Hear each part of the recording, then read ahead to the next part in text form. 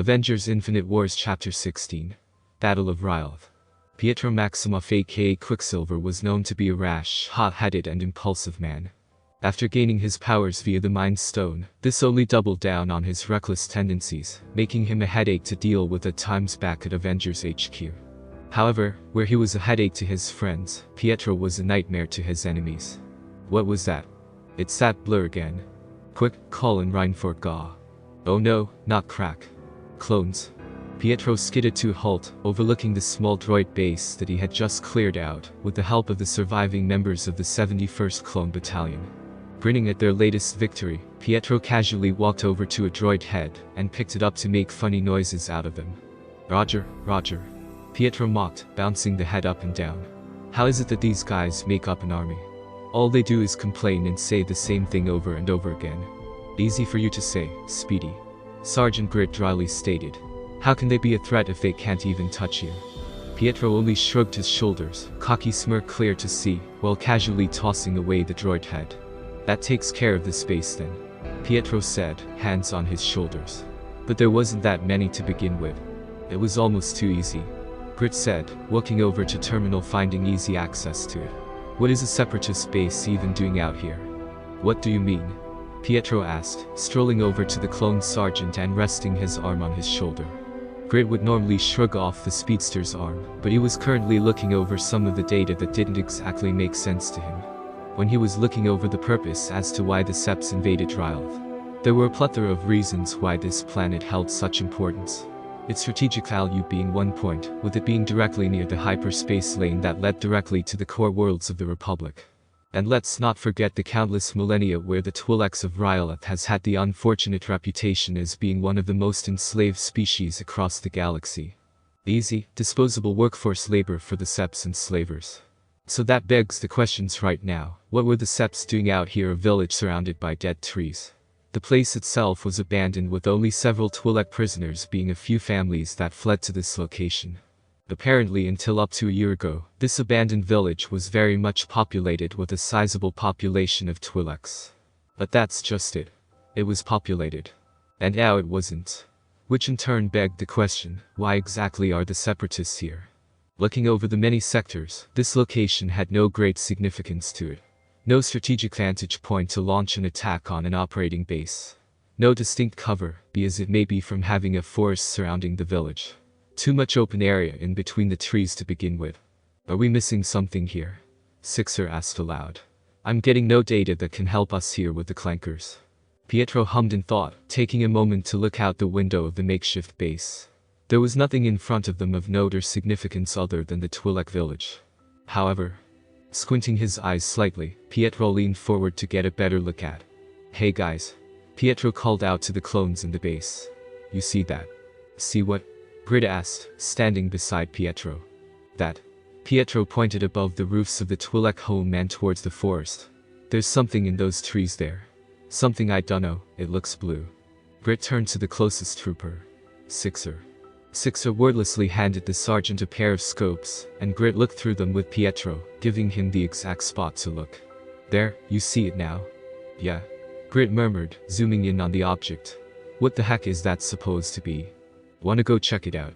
Pietro asked. Wouldn't that take too long?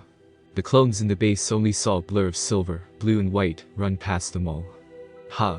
Sixer remarked. Didn't know the Sarge could scream that loud. Doesn't that mean technically we all can? A nearby clone asked. Don't tempt the idea, Royce. Sixer said. Otherwise Speedy will just go through with it for the laugh. Said speedster stopped in the forest with Sergeant Grit, immediately walking over to a tree and removing his helmet for some air. You alright there, Sergeant? Pietro asked with teasing grin. Don't cough, do that. Grit dry heaved, feeling the contents of his rations about to spill out. Chortling to himself, Pietro looked up to their destination and frowned upon seeing just what it was. Cautiously approaching the thing while leaving Grit to recover, Pietro walked over to what he could only describe to be some sort of organic mass. What the hell is this supposed to be? Pietro asked himself, finding the blue coloring of this mass a bit strange. It almost looked like it should be alive. What the heck is this? Pietro looked back to Grit, was more or less steady on his feet, giving a confused look at the mass before them.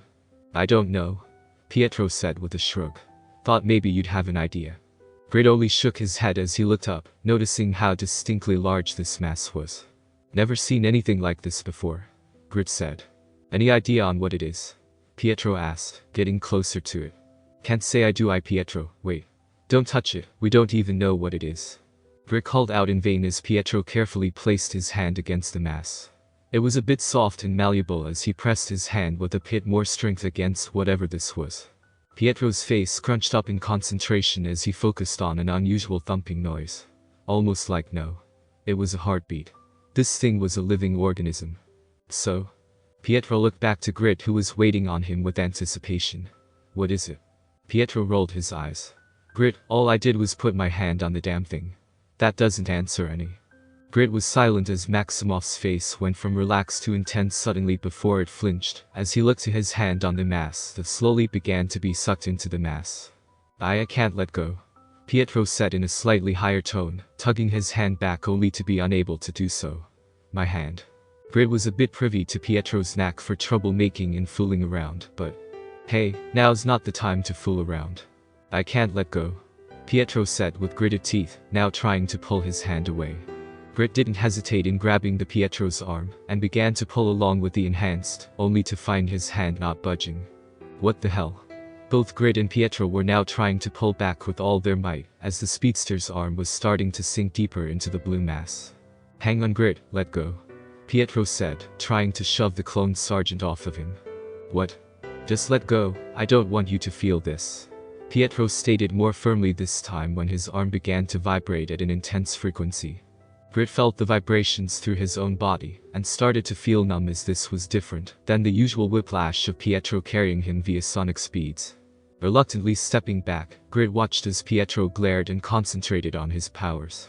His arm began to become a complete blur, and after a literal second, the Avenger burst his arm free and flew back, landing on his backside. Oh, Pietro bellowed, massaging his blaring red appendage. The fuck is that made of? You okay, Speedy? What does it look like? Hissed the Avenger. God, it stings like a mother. Grit only warily looked back at the blue mass, and noticed that Pietro's handprint was visible and glowing, with blue veins pulsing and spreading from the handprint, until it eventually died down. Let's step away from this and stay that way with a 50-mile pull.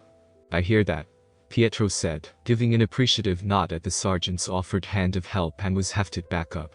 And it's 50-foot pull, Grit. I think 50 miles is better suited for this situation, Maximov, Grit said. Probably should report this to the others. Let's get back then, Pietro said, shaking his numb arm. Once this place is returned to Twi'lek hands, don't want them to stumble upon this place on accident, and something bad happens as a result. Think you should bomb this place to hell? Honestly, wouldn't discard the idea, Grit admitted. Right? Pietro clenched and unclenched his hand several times, regaining proper feeling with the pain slowly fading. Wrapping his arm around Grit, Pietro zipped off away from the pulsating blue mass, until it subsided from activity entirely, being motionless and silent. Scene cut. The Republic fleet flew high and mighty over the skies of Ryloth, with their forces preparing for their ground assault on the planet. Landing would have been easier had it not been for the many stationed anti-aircraft guns scattered across strategic locations, preventing them from landing their acclimators. It didn't help that the Separatists also had a heavy contingent of starfighters that harried their ships constantly. So they had to devise a new plan. During their brief meeting, their assignments were simple but undoubtedly difficult. Isla Sakura would lead her 327th Corps, being supported by Captain Rogers and Lieutenant Wilson, in taking out the anti-aircraft guns of the city of Kitka, while also rescuing the Twi'leks being used as a slave labor force to manage the makeshift base they had constructed. For Master Kenobi, his current task is for him and his squadron, consisting Ghost Company, and both Ant-Man and the Wasp, to retake the city of Nabit. It would be only then will Republic forces have a good landing zone for their ground assault. Anywhere else at the current time has very low chances of that happening. Mace Windu remained with the fleet, with Anakin, Ahsoka and Rhodey leading the starfighter squadrons, in keeping the Confederate fighters from striking crippling blows to the fleets. It would only be then, once a lot of ground has been taken, will Mace join them on the planet's surface. Mace currently stood within the bridge of his ship at the holo table, addressing the two strike teams gathered to take down their targeted cities. Those guns are just gonna keep shredding through our ships. Mace said grimly as he had already seen several acclimators get shot down. Until then, we can't land any of our troops. We'll get it done, Master Windu. Isla assured on her end. We're approaching our landing zone now. Same on our end, Kenobi informed. Then I'll leave you all to it, Windu said with a nod. The Force be with you. The transmission was cut off, and Obi-Wan looked to address his soldiers. Remember people, we're here to liberate the Twi'lek's home, not destroy it, reminded the GD general. Would not be great that once freed, their homes are totaled. Scott muttered out, checking his equipment for their current mission. Obi-Wan nodded before gesturing Cody to speak up. With this all happening, we'll be doing this the hard way, spoke the clone commander. Minimalist destruction with blasters and droid poppers only. Which means no rockets or bombs of any kind. And while out there, be careful if you come across any of the locals. Sir, yes sir, the clones said in response. Several of the clones of Ghost Company had distinct markings on their armor, sporting the orange accents that is now popular amongst the 212th Battalion. Two clones on the opposite end from Cody and Obi-Wan had a brief conversation about the mission. We're here to rescue the tailheads. Boyle, a clone with a bit of a scruff, said to Waxer in irritation. The least they could is to stay out of our way. A dozen lot gunships flew through the air at full speed towards their designated city. As they drew closer, Ghost Company heard a massive series of explosions filling the air.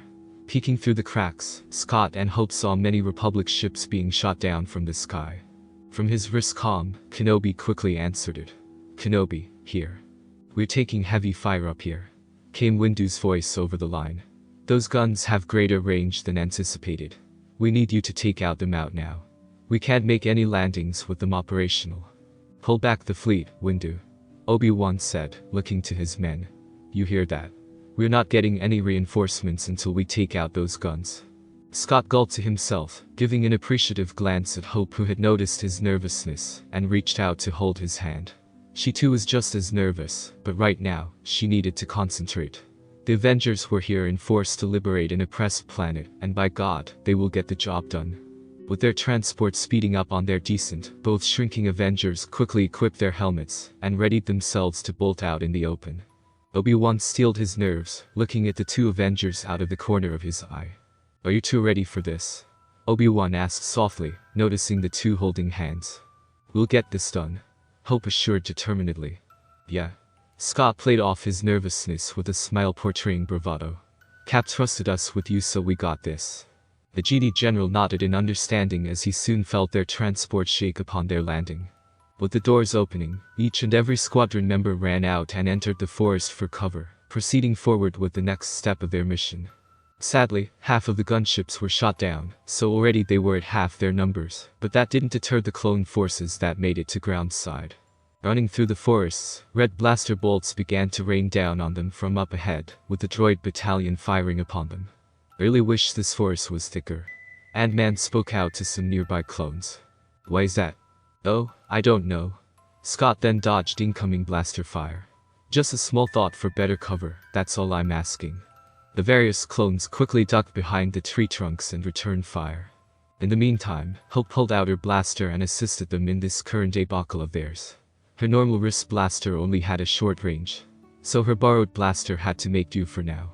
Obi-Wan ignited his lightsabers and quickly deflected a wave of bolts that were fired right at him.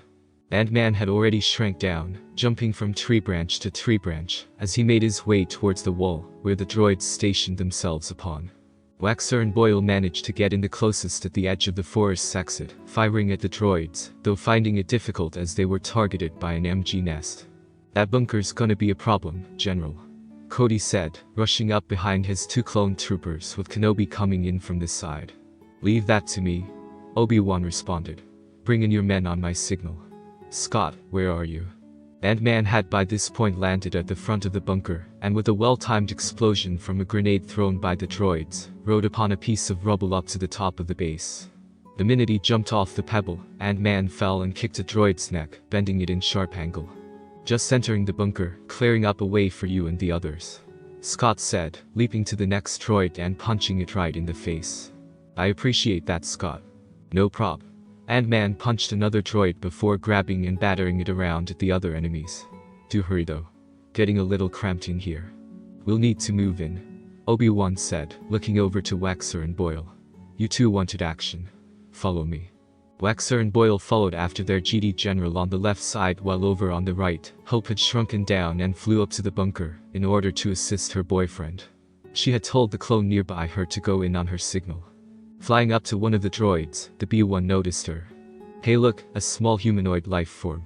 What are you talking about? There. The droid pointed to Wasp. This little flying gurk. Wasp delivered a flying kick to the droid's head, denting and disabling it. Ha! The other B1s panicked momentarily. What was that? No sooner had the question been asked had they been taken out by the combined assault of Wasp and the clone troopers using her distraction, shooting down a cluster of droids. Don't see what you're stressing over, Scott. Hope weaved through the B1s as she started damaging them at a fast rate. I'm doing fine here. First off, you joined the little party late as I took most of the fun. Scott began, performing a judo throw on a September droid to collide against another. And second, there were more droids in here in the confined space than I would have liked. Meanwhile, Obi-Wan led Waxer and Boyle closer to the left wall of the bunker. Let's take them out, Kenobi said, the three utilizing a large crop of rocks as cover. Waxer tossed a droid popper, only for it to just miss the mark. I can't reach it from here. Try again, Kenobi instructed. I'll give you some help. Waxer pulled out another popper and threw it at the wall. Obi-Wan held out his hand, and with the force gave the popper the needed boost to get over the wall, and into the small MG nest of the droids, taking them out with an EMP burst.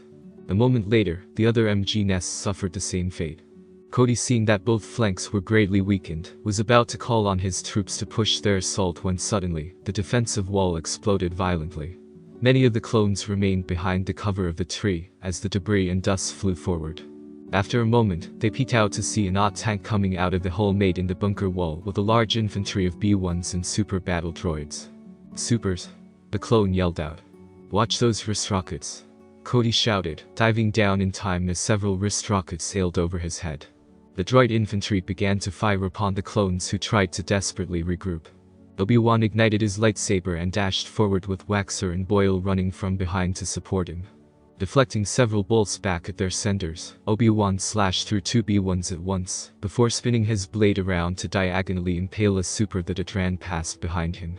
The super stumbled until it was shot down by Waxer and Boyle, the two now firing at the droid infantry. Cody, Kenobi called out to the commander. Fall back and regroup. We can't risk any more casualties. The OT tank, however, whirled its cannon directly at Cody, the sound of a charging round getting ready to annihilate the commander being heard. Kenobi's eyes widened in fear, moving to save his first in command only for the droid to concentrate their fire on the GD. Then, without warning, the OT tank vanished. The shooting stopped for the moment, with all the droids and clones looking to where the tank once was. Where did the tank go? One of the battle droids asked. Oh, right here. The droids looked over and saw Ant-Man tossing up and down something small at the palm of his hand. Want it back? We already have one, Wasp added, revealing from her belt several shrunken vehicles, one of them being an OT tank. The droids looked at one another. Yes. Then here you go. Tossing the shrunk tank towards the droids, Scott then threw one of his size discs at it. The results were instant, enlarging the captured tank and having it crash onto the enemy forces. And with the Separatist tank flipped upside down upon landing, it was basically inoperable, especially with the tank barrel all bent out of shape from said landing. The clones were slack-jawed and bug-eyed beneath their helmets, as they tried to wrap their minds around what they had just seen. Sure, they witnessed the two's capabilities in shrinking and growing, using those powers to sow chaos and discord amongst small groups of droids. But many had not seen anything like that. That's something you don't see every day, Boyle commented, trying to process what occurred. I had almost forgotten they could do that, Obi-Wan murmured, just as surprised as his men were. Are you alright, Cody? Wasp asked, going over to the clone who simply sat on the ground staring at the tank. Yes, I think I am, Cody said, a rare case of his professional stoicism being broken. Right? Wasp offered a hand which he accepted and was hefted up to his feet. Well, seems the wall's secure, Obi-Wan. Scott spoke out as he surveyed the area. Indeed, Kenobi said airily, crossing his arms with one of his hands brushing his beard. What's our next course of action, sir? Cody inquired. Are we going for the guns? That tank shows we need to know what they are planning and what the droids have in store for us. Kenobi mused. Send your best men to scout ahead while the rest of the men recuperate. Will do, sir. Cody said, looking to his soldiers. Waxer, Boyle, come with me. I guess we're the best, Boyle said in slight surprise. What of us? Hope inquired, gesturing towards herself and Scott. Given what I read on the reports on the Lerman colony, you two would do well to scout further ahead.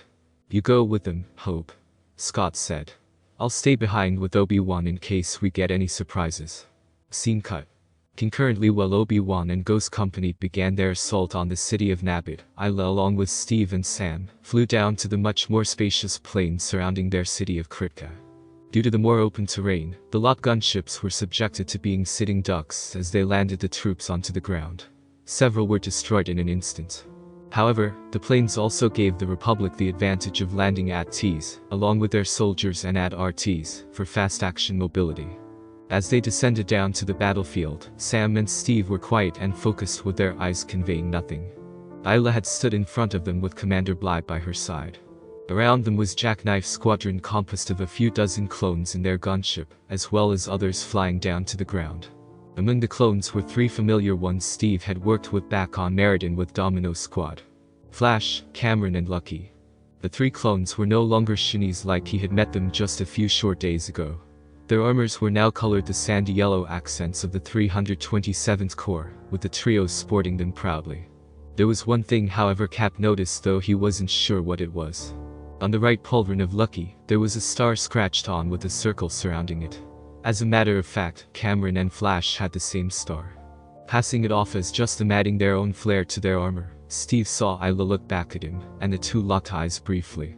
It was short, but it was enough to convey between the two that they were both ready, with Cap slightly nodding, which Isla returned. Their silent exchange ended when their lot reached the ground.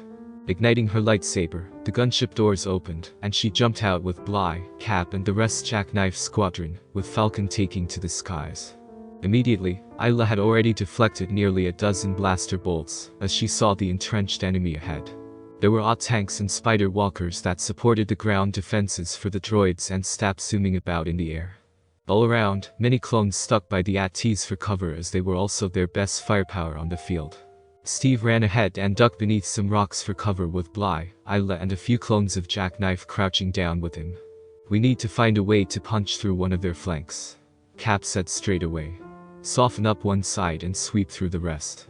Those spider land tanks aren't gonna be easy to get around, Captain Rogers, said Commander Bly, peeking out of cover to return fire to some droids that were encroaching upon their position.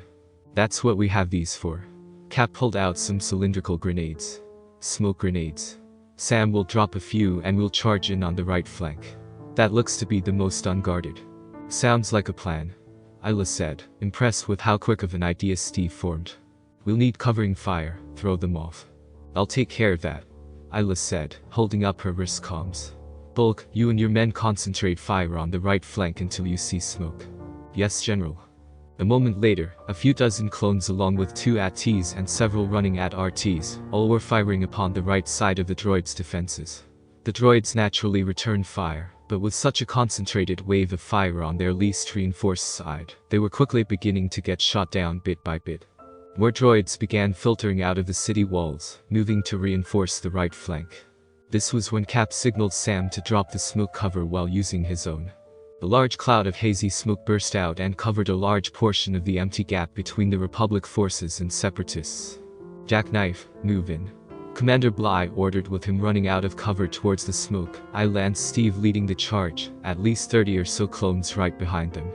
With his enhanced strength, Captain America began to sprint further ahead of Isla through the hazy smoke, until running out right in front of several B-1 droids. Moving on instinct, Steve raised his shield and put more strength into his run while tensing up his arms. Plowing through the droids with ease, Steve kept his shield up, while droids fired at him with their shots ricocheting off his shield. There was a brief lull of droids not firing at him, which Cap seized, rearing his arm back and flinging it full force at the droids in his path. It curved downward into the trenches that the droids were using as cover, and soon began bouncing in between them, cutting through every droid. The shield eventually hit an angled beam which made it bounce back toward Cap, just in time as an odd tank turned its cannon in his direction. Just as it locked onto him, it was struck by several missiles from the side with on hitting the rotary axle of the cannon. The yacht tank slumped down and went up in a blaze of fire. Steve looked back to see Isla Sakura sprinting towards the droids. She swung her blade horizontally several times to clear the first row of droids that stood before her and her core rushing in to fire at the clankers, finishing off a super with a graceful flip and downward saber strike. Lai stood still and raised his rifle to fire upon the droids that were clearly taken off guard by such a vicious forward attack, directing his men to take the trenches to clean out and use as cover. Up above, Falcon was flying with practiced ease but obvious concentration. He was doing double duty in taking care of the stabs the droids use, while occasionally swooping down to the ground to assist the clones that were about to get shot down. Flying head-on at an oncoming stab, Falcon pivoted his body to spin rapidly in the air, as the droid flying the stab fired at him, in hopes of shooting him down. Once he got close enough, Sam simply held his right wing out horizontally and let momentum and physical force do the rest of the work. Thus far, their blitz upon Kitka was going well. Scene cut. It was an unpleasant feeling for Cody's group walking through the deserted city. Once blooming with life, only withering with nothing left to spare. Buildings are just buildings. Commander Cody began, remaining vigilant of his surroundings. What really makes a city are the inhabitants living in it. Question is, where are they? Questioned the Wasp. Stopping at a crossroad-like intersection, Cody gave a command. Alright, we'll need to split up. The clone commander pointed towards himself and the clone beside him. We'll go to the courtyard. He then pointed towards Hope, Waxer and Boyle. You three check the south sector. And be back by 0620. You got it, came Hope's response as she followed her temporary partners. Heading towards their destination, the Wasp kept her eyes out for anything out of the ordinary from the ruined buildings and empty streets, even picking up any sounds that'll warn them for enemy troops coming near. Yet this was a little hard to do so with the two clones talking. This is quite unsettling, Boyle. Waxer whispered. You think they killed all of them? We would have seen their bodies if they did. Boyle responded. Sadly true. Hope added in agreement. They'll most likely kept somewhere else. Like where? Labor camps, most likely. Hope kept looking around with her blaster ready. If not, hiding. Driven out of their homes, they'd most likely. Suddenly, sliding of rocks echoed throughout the area. The small team went on alert, quickly holding up their weapons. You think it's the clankers? Would have heard them a mile away with how they walk. Being on guard now, the three kept moving forward, but at a more guarded formation. Venturing further and further into the south sector, the rustle of rocks became louder for them to hear. The group silently agreed to locate the source of it, as they had no luck finding anything else on their recent task. Coming across one alleyway, they hugged the outer walls. Hope was the one who held up her hand, signaling a countdown when they'll jump in and strike. The moment the last finger went down, the three quickly ran in with their blasters raised right at a little girl. Wasp said in surprise. What's she doing out here? The source of the noise they were searching for was a small Twi'lek child. The turquoise-colored girl could not be older than 6, 7 at most, wearing rags and looked malnourished and frightened. What are we gonna do with her? Waxer questioned, pulling back his blaster. Boyle waved his hands at this. Whoa. Who said we had to do anything? Us, and it's common courtesy in the current circumstances. Hulk quickly answered, kneeling down towards the child's level. Hey, we're not gonna hurt you. In response, the child quickly ducked behind a canister, still spooked from moments ago. We need to get going, Boyle said, heading out of the alley. We've got a mission to finish. We can't just leave her here, Waxer said, still with hope. We can take her with us. The two clones whirled towards the Wasp with mixed reactions. Waxer seemed happy on hearing the suggestion, while Boyle felt peeved. You can't be serious, Miss Van Dyne. She'll only slow us down. It's a price I'm willing to take, Boyle. Before any further response could be made, a particular sound filled the air. Whirling around, the three adults saw something float through the sector, which they realized was an enemy drone.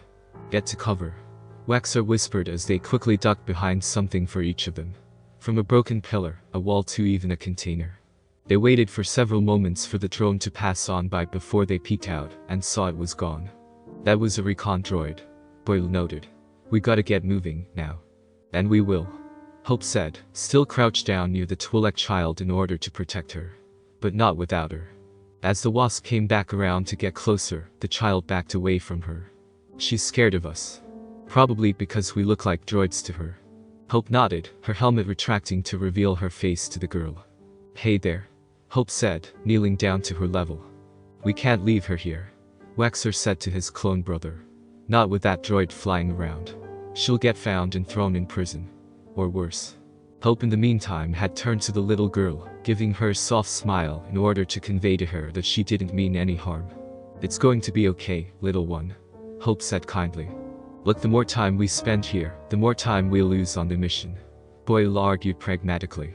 We're here to take the city and save the tailheads, right?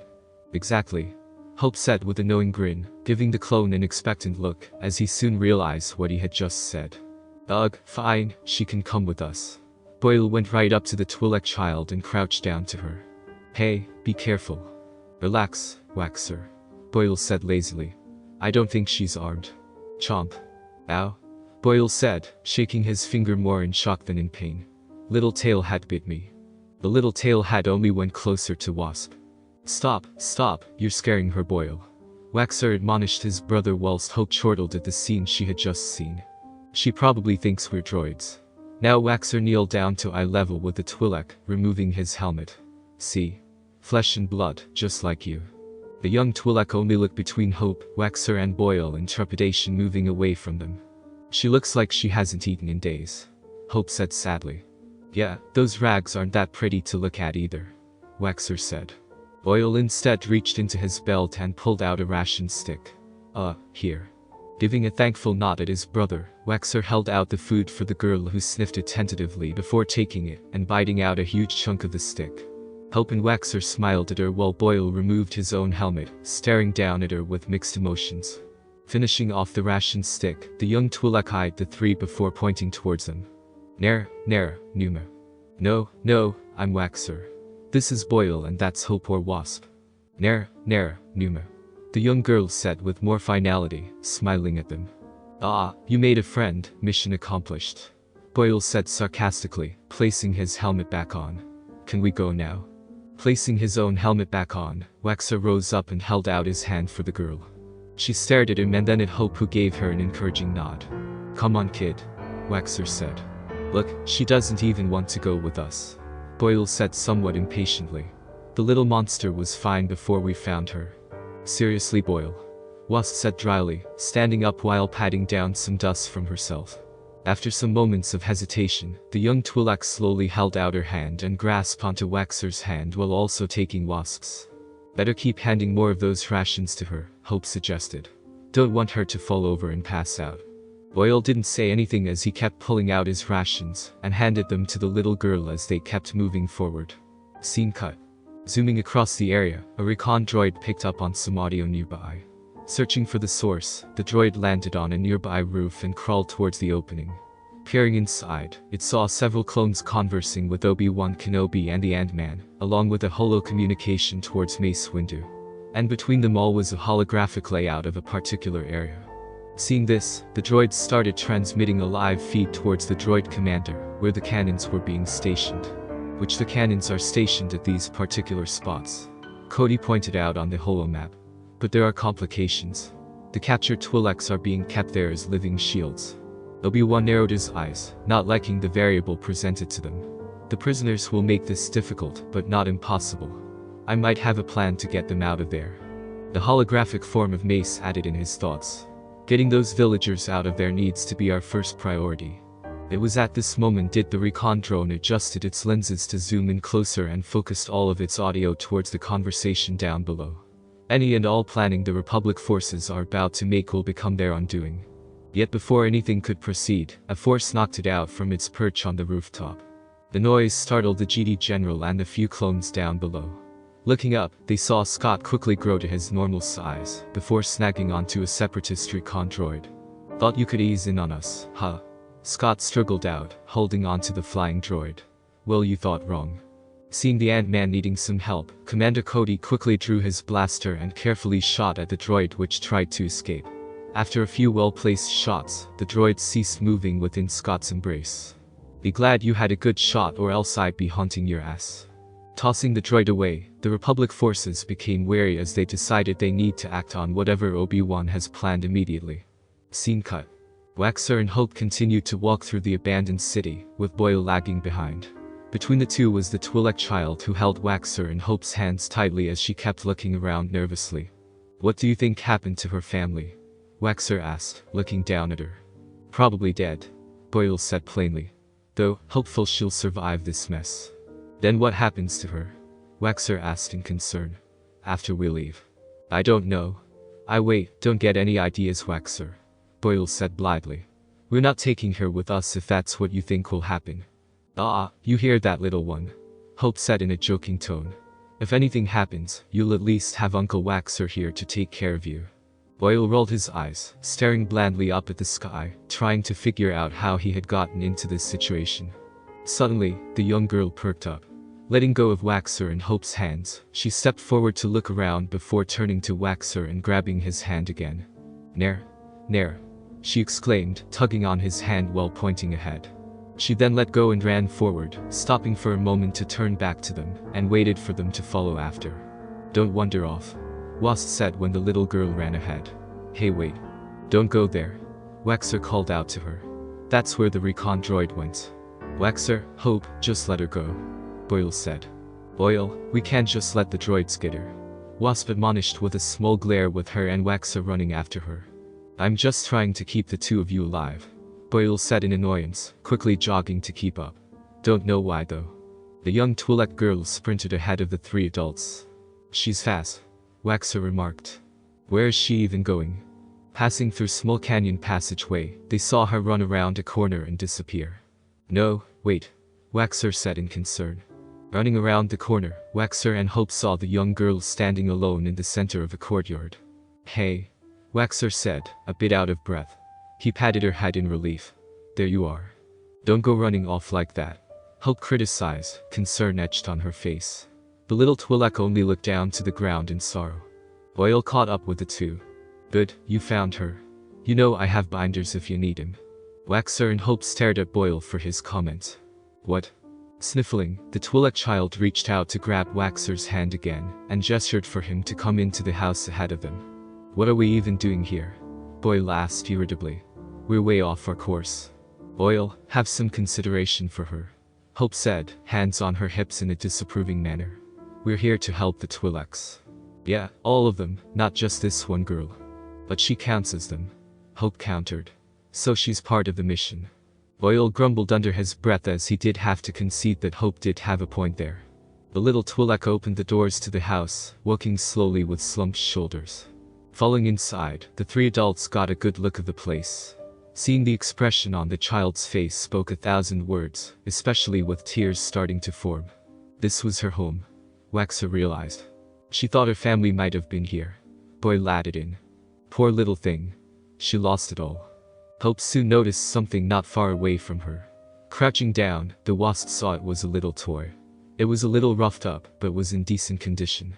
"Not everything," Hope muttered out, picking up the toy and handing it towards the Twi'lek child. Seeing the doll, the girl grabbed it with a cry and held it close. Waxer's face fell with Hope wrapping an arm around the young one's shoulders. "They're there. Everything's gonna get better. You'll see. We're here to help," Waxer assured. She surprised him when she then hugged him. Hope gave the clone a sad smile while he simply hugged her back, gently patting her head. At this point, even Boyle couldn't help but walk over. "Don't cry, kid," Boyle said softly. We'll keep you safe. I promise." The tender moment soon came to an abrupt end when their wrist comms started beeping in rapid succession. "It's the commander," Boyle spoke up. "How do we explain this one?" Waxer murmured. "We'll just tell them the truth," Wasp said plainly. "Really no way around it." "And how will we make it back towards the others in time?" Boyle inquired. "In case you haven't noticed, we're nowhere remotely close towards the rendezvous point. We're gonna be polishing our 2 units for this. Come on, we can easily explain this." "Oh really? How?" "Droids are nearby. So they're just jamming our signals." Boyle only shook his head. "Fine, it'll be worth it." Before they could respond to the comms, however, there was a soft thumping heard outside, making all present tense up. Wasp stood up, her helmet quickly snapping on with Waxer and Boyle silently moving over to their discarded helmets and putting them back on. As this happened, the little Twi'lek was the first to move to inspect the source. Upon laying her eyes on it, she froze in her place. "Gutker?" she said in fear. "Gutker." Boyle looked to Wasp and Waxer. "What's a Gutker?" They soon heard a loud hissing noise, and the trio of adults ran to the Twi'lek and saw what was outside. And seeing a large bipedal heavily armored insectoid certainly wasn't what they had expected. "Oh, that's a Gutker. I think I know why the kid never came back home," Boyle griped. "This is why we never disobey orders." "Boyle, can you stop complaining for a few seconds?" Scene cut. Obi-Wan and Commander Cody walked through the abandoned city with Scott shrunken down, flying above them on his ant steed he's named Ulysses Gr. Ant V. "Where are they?" Cody said, looking around. "It isn't like Waxer and Boyle to not respond for so long," Obi-Wan said in clear concern, looking up. "Scott, any word from Hope?" "Nothing, Obi," Scott said a bit worriedly. He knew that Hope was more than capable of taking care of herself, but right now they were on an alien planet swarming with robots that want to kill them.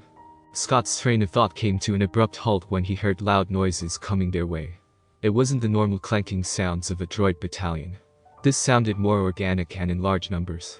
Obi-Wan froze, holding up his hand to signal the rest of the men to do the same. Narrowing his eyes, Obi-Wan felt a warning coming from the Force, followed by light tremors which only grew in scale and noise. "What is that?" Sergeant Woolley asked as the rest of the company began to notice the tremors. "Whatever it is," another clone said, raising his gun up. "It doesn't sound friendly." "Guys," Scott bellowed out from above. "Something's coming. Get against the walls and in the alleyways," Cody ordered. "Stay low and don't scatter." The company quickly got into position as the trembling ground got closer until they all felt their own armor rattle. This went on for what felt a lot longer than it seemed in the small amount of time it took for the source of the rumbling ground to arrive. The creatures were large and bipedal, looking between a mix of reptilian and insectoid features. Their legs were similar to that of jointed reptiles, yet their hard shells, spiny carapace and sharp mandible heads were distinctly insectoid in nature. Their eyes were red and piss off beyond imagination.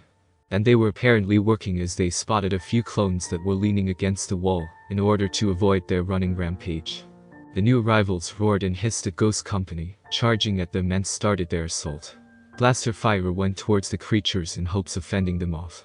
Yet a good number of troopers were heavily hurt in the process.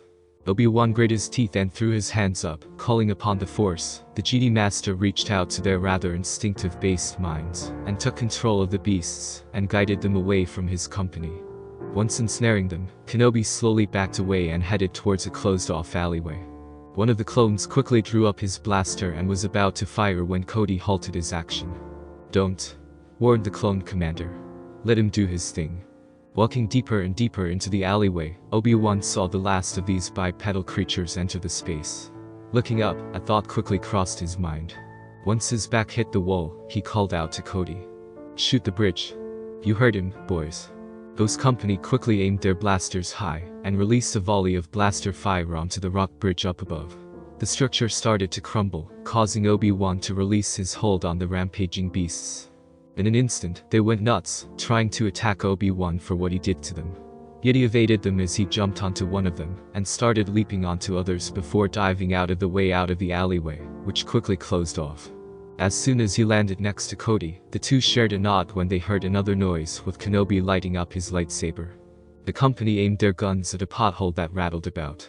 The manhole cover quickly moved out of the way, making way for familiar faces to Ghost Company. "Waxer, Boyle, where have you two slackers been?" Cody said, slightly admonishing. "We've got a reasonable excuse. We were sidetracked, sir." Behind the two came Hope, and with her, a young Twi'lek child she pulled out with her from the pothole.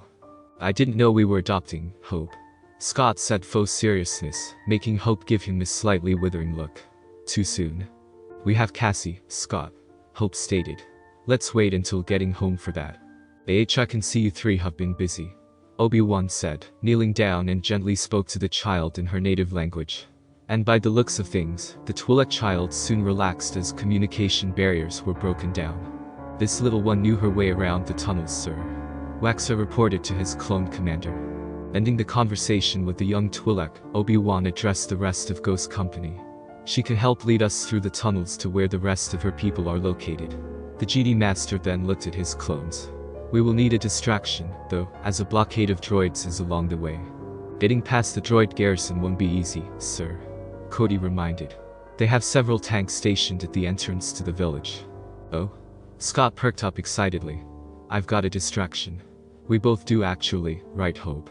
You can leave that to us, Hope said confidently. We've been wanting to test out our work from Earth that my father taught us. If you don't mind, sir. Wexer spoke, getting Obi-Wan and Cody's attention. But I'd like to volunteer in helping Hope and Scott out in this. Me too. Boyle jumped in. Well, the thing is it's not really a sneak-around distraction, Scott stated. Wait, what? Wexer said. Yeah, if anything, you two will stick with me, Wexer, Hope added. Scott's gonna be the one providing the distraction. Most likely, you two will be our support if anything happens. Alright then, Obi-Wan said. What is it you have in mind? Scene cut. Within a corridor of empty prison cells, a lone droid was kneeling down on the ground with a sponge in hand, as he diligently scrubbed the floors of the Gutkers holding cells. Yup, this is about the worst job in the droid army. The droid then heard a humming sound which was followed by burning slashes. The droid looked over to see Obi-Wan Kenobi standing there with a Twi'lek child in his arm and a woman in an odd uniform. Behind them were two clone troopers that jogged by. And it just went into overtime. It said depressed. Obi-Wan used the Force to trigger a switch on a nearby panel, closing and trapping the droid who soon began slumping his shoulder dejectedly.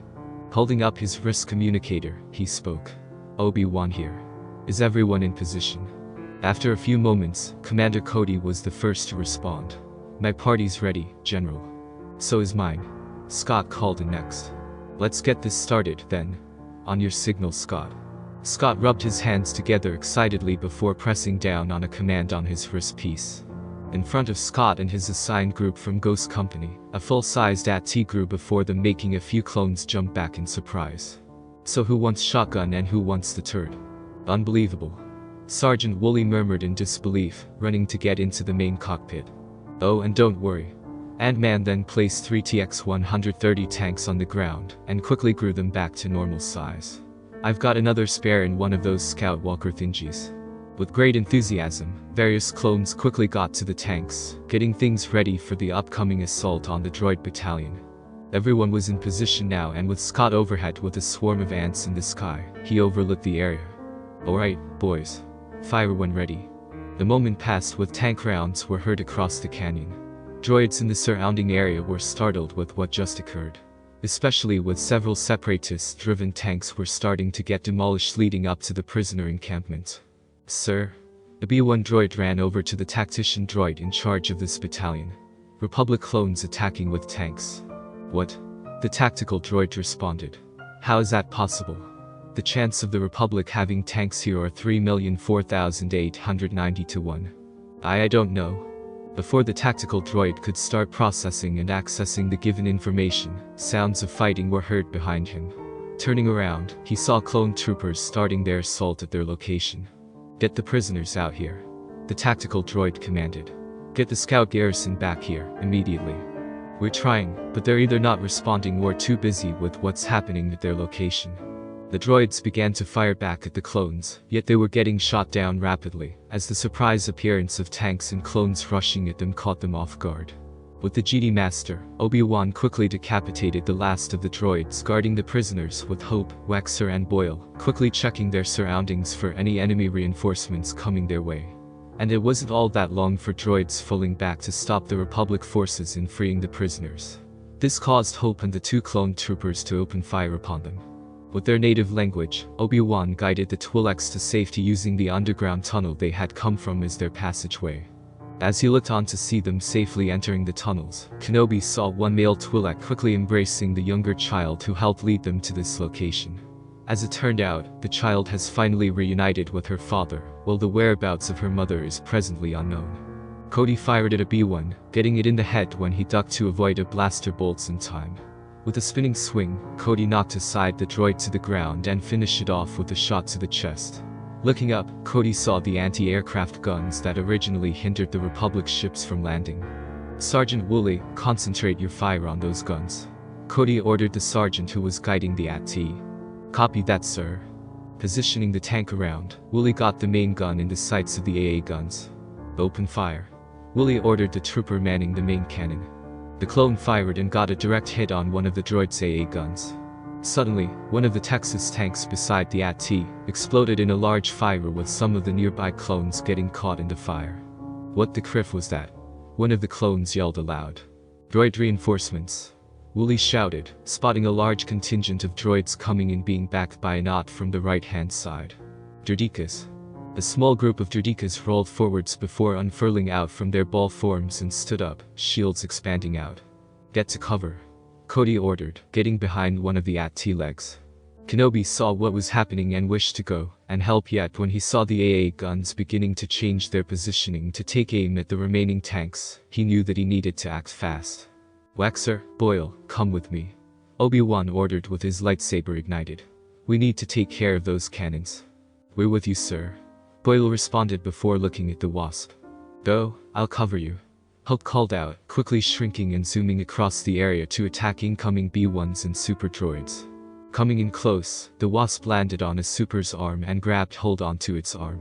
Using her strength, she was able to flip it over and harshly land onto one of its robotic companions. Quickly growing to normal size, Hope used her wrist blasters to shoot into the close opposition, before shrinking once more to avoid enemy fire. From overhead, Scott was quickly giving out warnings on where various droids were moving about, in order to avoid surprise attacks from the clones' blind sides. Hovering over the area where the AA guns were located, Ant-Man saw the number of droids Hope was facing, and decided to go down there and assist her. Flying down, he radioed in the clone sergeant and commander. Hey, I'm bailing out. Our friends at the AA guns need more help. We can handle it here, Scott, Cody spoke out, avoiding droid blaster fire from a rocky ledge. You've given us all the help we can ask for, Wooly chimed in next. Scott nodded, leaping down from his Ant's steed, landing on a B-1 droid. The droid jolted from the small human landing on it when its arm angled sharply from a barely visible force, followed by its head being punted off. Wasp flew round several droids, constantly zapping them with her stingers. After getting in a good few hits that immobilized them, she systematically kicked and punched the droids apart until they were scrap metal. Growing to full height, she turned to shoot down a droid behind her when Scott grew to full size, kicking its head off.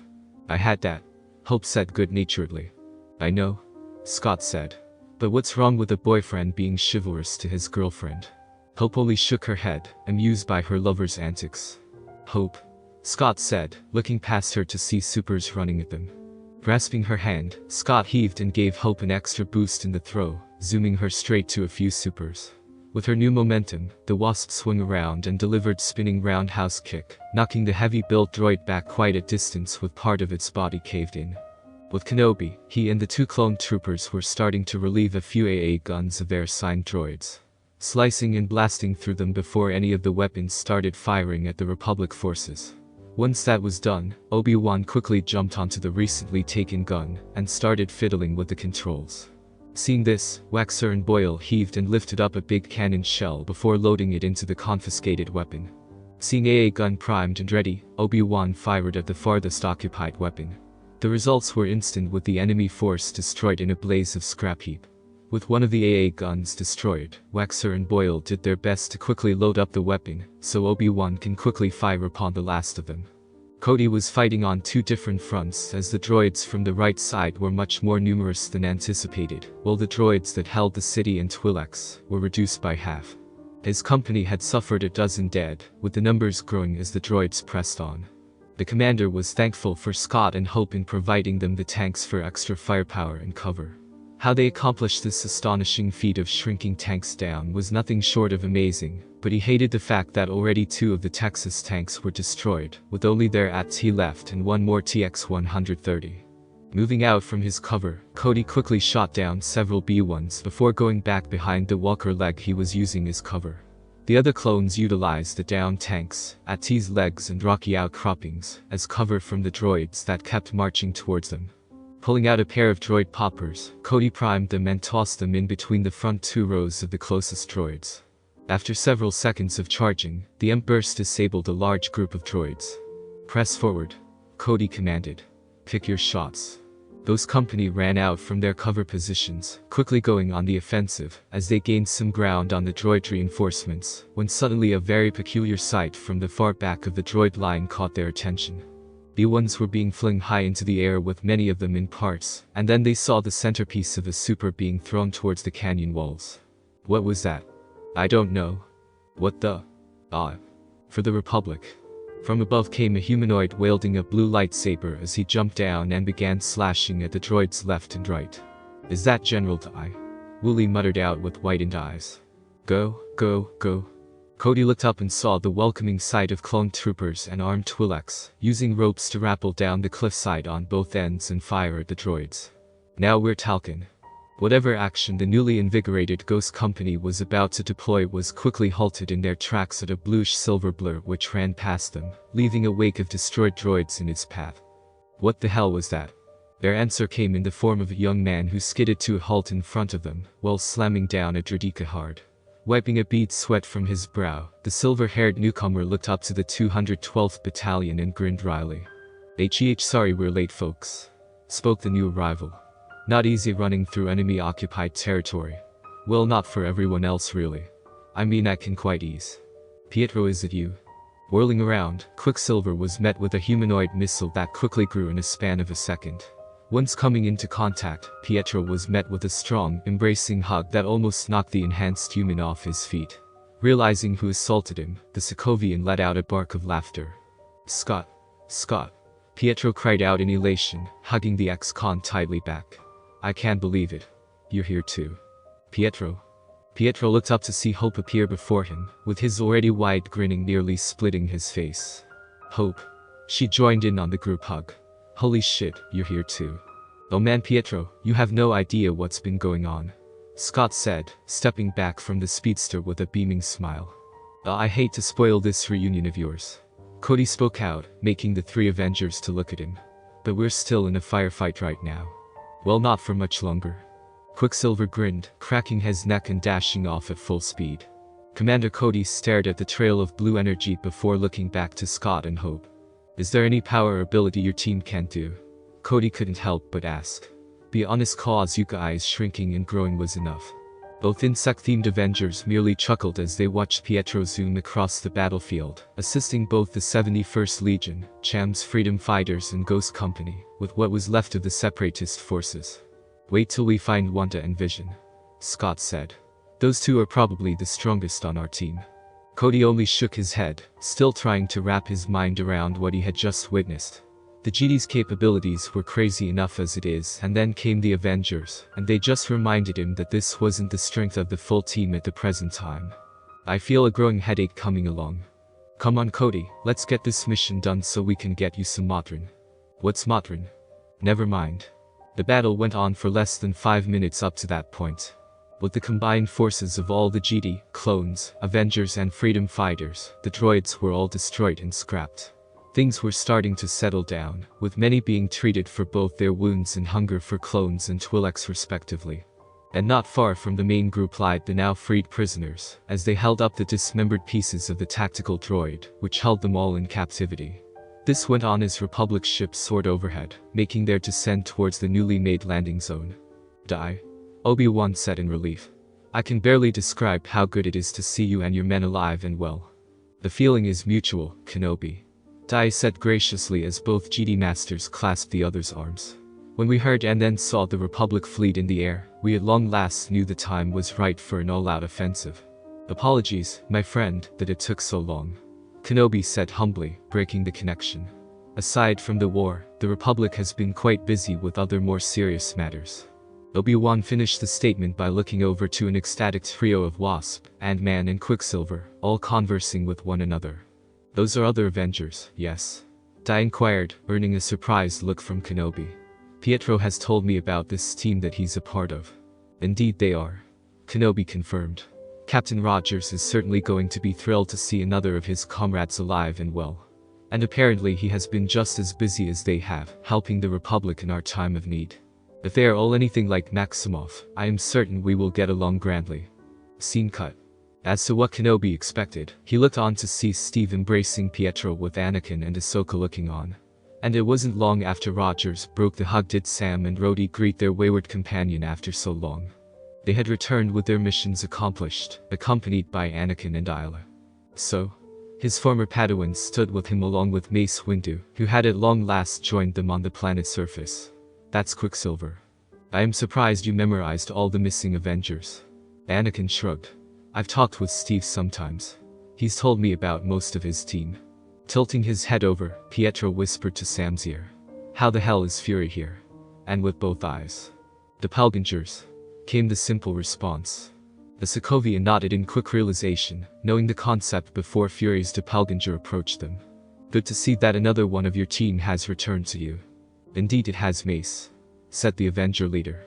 So you're not Nick Fury. Pietro mused aloud, squinting at the GD master. Quirking a brow, he looked to Steve, who only shrugged. When I tell you you look astonishingly like someone we know, we're not lying. RIGHT, Mace nodded slowly. Tell me, where is Shamsundullah? I would like to speak with him on how to proceed with Ryloth's liberation. He's back at the Resistance stronghold, came Pietro's response.